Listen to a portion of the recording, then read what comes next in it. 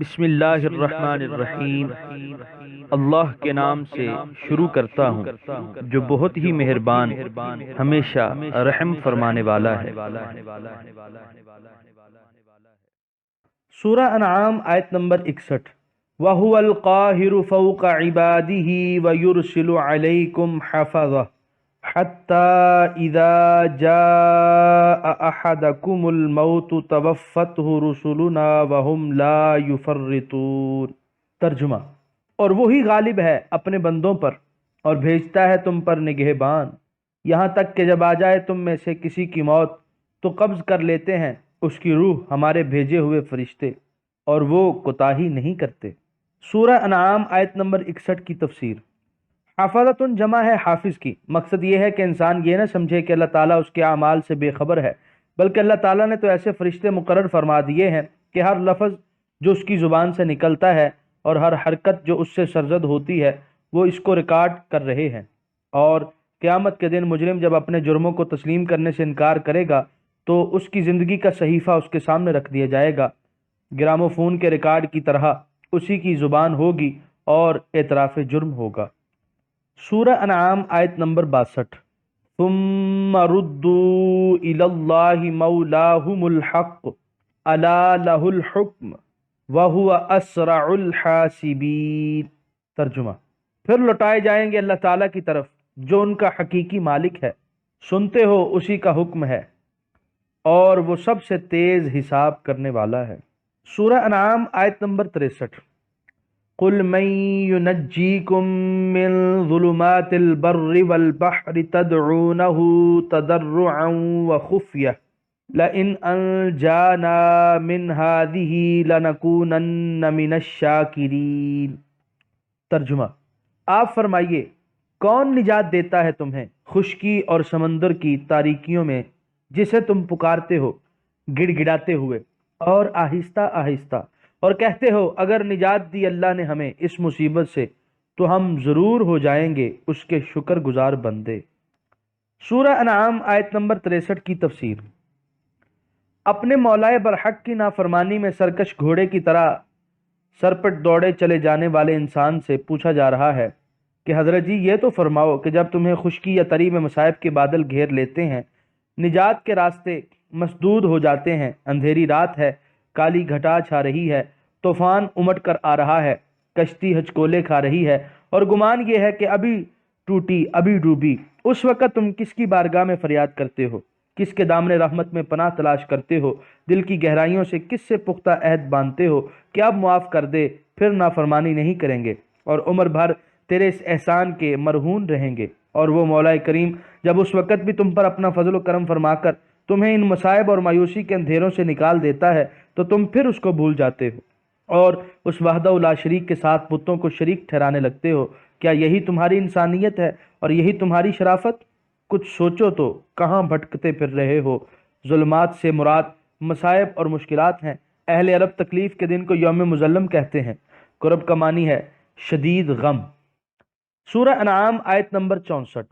قل اللہ ینجیکم منہا ومن کل کرب ثم انتم تشرکون۔ ترجمہ: فرمائیے اللہ ہی نجات دیتا ہے تمہیں اس سے اور ہر مصیبت سے، پھر تم شریک ٹھہراتے ہو۔ سورہ انعام آیت نمبر 65۔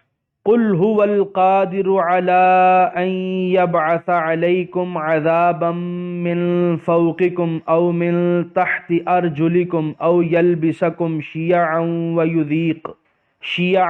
ويذيق بعضكم بأس بعض انظر كيف نصرف الآيات لعلهم يفقهون۔ ترجمہ: فرمائیے وہ قادر ہے اس پر کہ بھیجے تم پر عذاب تمہارے اوپر سے یا تمہارے پاؤں کے نیچے سے، یا خلط ملط کر دے تمہیں مختلف گروہوں میں اور چکھائے تم میں سے بعض کو شدت دوسروں کی۔ دیکھو کیوں کر ہم طرح طرح سے بیان کرتے ہیں توحید کی دلیلوں کو تاکہ یہ لوگ حقیقت کو سمجھ لیں۔ سورہ انعام آیت نمبر 65 کی تفسیر۔ اللہ تعالیٰ کی نافرمانی اور اس کے احکام سے سرتابی کر کے انسان امن و عافیت کی زندگی بسر نہیں کر سکتا۔ کبھی اوپر سے بجلی کڑک رہی ہے موسلا دھار بارشیں سیلاب کی صورت اختیار کر کے قیامت ڈھا رہی ہیں، توپیں آگ اگل رہی ہیں، بلند پرواز طیارے اور راکٹ بم اور ایٹم بم برسا رہے ہیں، کبھی نیچے سے بارودی سرنگیں پھٹ رہی ہیں، آبدوز کشتیاں سمندر کی گہرائیوں سے ابھر کر بھاری بھرکم جہازوں کو اڑا رہی ہیں، کہیں زلزلے آباد شہروں کو کھنڈرات میں بدل رہے ہیں۔ اس کے علاوہ سخت تر عذاب یہ ہے کہ آپس میں انتشار اور بے اتفاقی کی وبا پھوٹ پڑتی ہے۔ ایک قوم کے فرزند، ایک ملت کے افراد مختلف ٹولیوں اور فرقوں میں بٹ جاتے ہیں، کہیں مذہب وجہ فساد بن جاتا ہے اور کہیں سیاست باعث انتشار۔ اپنوں کی عزت کو اپنے ہاتھوں خاک میں ملا دینا بڑا کارنامہ تصور کیا جاتا ہے۔ اوروں کو رہنے دیجئے، اپنے گھر کا حال دیکھیے۔ جب سے ہم نے صراط مستقیم سے انحراف کیا ہے، ہم کن پستیوں میں دھکیل دیے گئے ہیں۔ ایک خدا، ایک رسول، ایک کتاب اور ایک کعبہ پر ایمان رکھنے والے کس نفاق اور انتشار کا شکار ہیں۔ اللہ تعالی ہمارے حال زار پر رحم فرمائے، آمین بجاہ طٰہٰ و یاسین علیہ الصلاۃ والسلام۔ فوق اور تحت کے جو لفظ آیت میں ہیں، ان کی ایک اور تفسیر بھی حضرت ابن عباس رضی اللہ عنہما سے مروی ہے۔ آپ نے فرمایا کہ فوق سے مراد ظالم حکمران اور تحت سے مراد کمینے اور بدکار اہلکار ہیں۔ سورہ انعام آیت نمبر 66۔ وَكَذَّبَ بِهِ قَوْمُكَ وَهُوَ الْحَقُّ قُلْ لَسْتُ عَلَيْكُمْ بِوَكِيلٍ۔ ترجمہ، اور جھٹلایا اسے آپ کی قوم نے، حالانکہ یہ حق ہے، فرمائیے میں نہیں ہوں تمہارا ذمہ دار۔ سورہ انعام آیت نمبر 67۔ لِكُلِّ نَبَإٍ مُسْتَقَرٌّ وَسَوْفَ تَعْلَمُونَ۔ ترجمہ، ہر ایک خبر کے ظہور کا ایک وقت مقرر ہے اور ان قریب جان لوگے۔ سورہ انعام آیت نمبر 67 کی تفسیر۔ کفار خیال کیا کرتے کہ عذاب کی جو دھمکیاں ہمیں دی جا رہی ہیں ان کی کوئی حقیقت نہیں، یہ محض ڈراوا ہے۔ اللہ تعالیٰ فرماتے ہیں تم یوں ہی جلدی کر رہے ہو، میرے علم ازلی میں ہر چیز کے لیے وقت مقرر ہے اور ہر چیز اپنے وقت پر ظہور پذیر ہو جائے گی اور تم اس وقت خود بخود جان لوگے۔ سورہ انعام آیت نمبر 68۔ وَإِذَا رَأَيْتَ الَّذِينَ يَخُوضُونَ فِي آيَاتِنَا فَأَعْرِضْ عَنْهُمْ حَتَّى يَخُوضُوا فِي حَدِيثٍ غَيْرِهِ وَإِمَّا يُنْسِيَنَّكَ الشَّيْطَانُ فَلَا تَقْعُدْ بَعْدَ الذِّكْرَىٰ مَعَ الْقَوْمِ الظَّالِمِينَ۔ ترجمہ، اور اے سننے والے، جب تو دیکھے انہیں کہ بےہودہ بحثیں کر رہے ہیں ہماری آیتوں میں، تو منہ پھیر لے ان سے یہاں تک کہ وہ الجھنے لگیں کسی اور بات میں، اور اگر کہیں بھلا دے تجھے شیطان تو مت بیٹھو یاد آنے کے بعد ظالم قوم کے پاس۔ سورہ انعام آیت نمبر 68 کی تفسیر۔ صحبت کا اثر مسلم ہے، انسان اپنے ہم نشین کی عادات، اخلاق اور عقائد سے ضرور متاثر ہوتا ہے، اسی لیے اللہ تعالیٰ نے مسلمانوں کو ان لوگوں کے پاس بیٹھنے سے سختی سے منع کیا ہے جن کا رات دن کا مشغلہ اسلام، پیغمبر اسلام اور قرآن حکیم پر طعن و تشنیع کرنا ہے۔ ایسے لوگوں کی صحبت سے پرہیز ضروری ہے، ایسا نہ ہو کہ تمہارا دل بھی ان کی باتوں سے متاثر ہونے لگے۔ آج کل کی عام گمراہی کی بہت بڑی وجہ یہ ہے کہ لوگ اس حکم پر عمل نہیں کرتے اور ان بد عقیدہ لوگوں کی صحبت میں بیٹھنے میں کوئی ضرر نہیں سمجھتے۔ نتیجہ وہی نکلتا ہے کہ متعدی مرض کے مریض کے پاس بیٹھنے والا بھی اس مرض کا شکار ہو جاتا ہے۔ سورہ انعام آیت نمبر 69۔ وَمَا عَلَى الَّذِينَ يَتَّقُونَ مِنْ حِسَابِهِمْ مِنْ شَيْءٍ وَلَكِنْ ذِكْرَىٰ لَعَلَّهُمْ يَتَّقُونَ۔ ترجمہ، اور نہیں ہے ان پر جنہوں نے تقوی اختیار کیا ہے ان کافروں کے حساب سے کچھ بوجھ، البتہ پرہیزگاروں پر نصیحت کرنا فرض ہے، شاید وہ باز آ جائیں۔ سورہ انعام آیت نمبر 69 کی تفسیر۔ پہلے دشمنان دین کی صحبت اور ہم نشینی سے روکا گیا، اب فرمایا جاتا ہے کہ اگر مجبوراً تمہیں ان کے پاس بیٹھنا پڑے تو ان کی بکواسات اور لغو گوئی کا محاسبہ تم سے نہیں ہوگا، وہ خود ہی اس کے ذمہ دار اور اس کے لیے جواب دہ ہوں گے۔ ہاں، تمہیں چاہیے کہ شائستگی اور سلیقے سے انہیں دعوت اسلام دیتے رہو، ممکن ہے ان کی راہ یابی کی صورت نکل آئے۔ سورہ انعام آیت نمبر 70۔ وَذَرِ الَّذِينَ اتَّخَذُوا دِينَهُمْ لَعِبًا وَلَهْوًا وَغَرَّتْهُمُ الْحَيَاةُ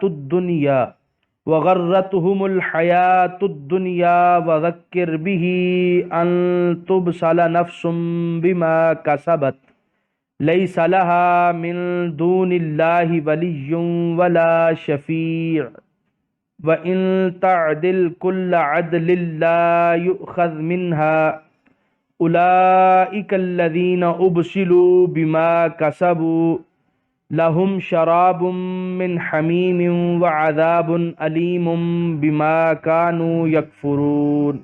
ترجمہ: اور چھوڑ دے جنہوں نے بنا لیا ہے اپنا دین کھیل اور دل لگی، اور دھوکے میں ڈال دیا ہے انہیں دنیوی زندگی نے، اور نصیحت کرو قرآن سے تاکہ ہلاک نہ ہو جائے کوئی آدمی اپنے عملوں کی وجہ سے۔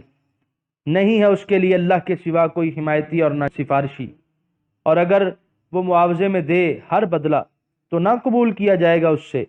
یہی وہ لوگ ہیں جو ہلاک کیے گئے ہیں بوجہ اپنے کرتوتوں کے، ان کے لیے پینے کو کھولتا ہوا پانی ہے اور دردناک عذاب ہے بوجہ اس کفر کے جو وہ کرتے رہے تھے۔ سورہ انعام آیت نمبر 70 کے پہلے حصے کی تفسیر۔ وہ بد نصیب لوگ جنہوں نے دین کو کھیل اور دل لگی بنا رکھا ہے اور سنجیدگی اور متانت سے اسے سمجھنے کی کوشش نہیں کرتے، طلب حق کا شوق ہی دل میں نہیں رکھتے بلکہ الٹا مذاق کرتے ہیں، انہیں اپنے حال پر رہنے دو۔ زندگی کی عیش و عشرت اور ساز و سامان نے انہیں بدمست اور مدہوش کر دیا ہے، ان سے یہ توقع نہیں کہ یہ دعوت اسلام قبول کریں گے۔ سورہ انعام آیت نمبر 70 کے بقیہ حصے کی تفسیر۔ اور نصیحت کرو، لیکن اس کا یہ مطلب نہیں کہ انہیں سمجھانا اور نصیحت کرنا ہی ترک کر دیا جائے، بلکہ انہیں قرآن حکیم کی آیات پڑھ پڑھ کر سنائیے، شاید عذاب الہی سے بچنے کی کوئی صورت نکل آئے۔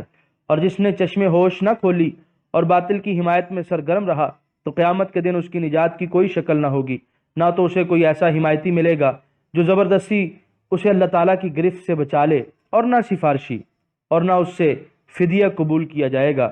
اپنے آپ کو ہلاکت کے حوالے کر دینے کو ابسال کہتے ہیں۔ یہاں پر 7ویں پارے کا 14واں رکوع مکمل ہوا۔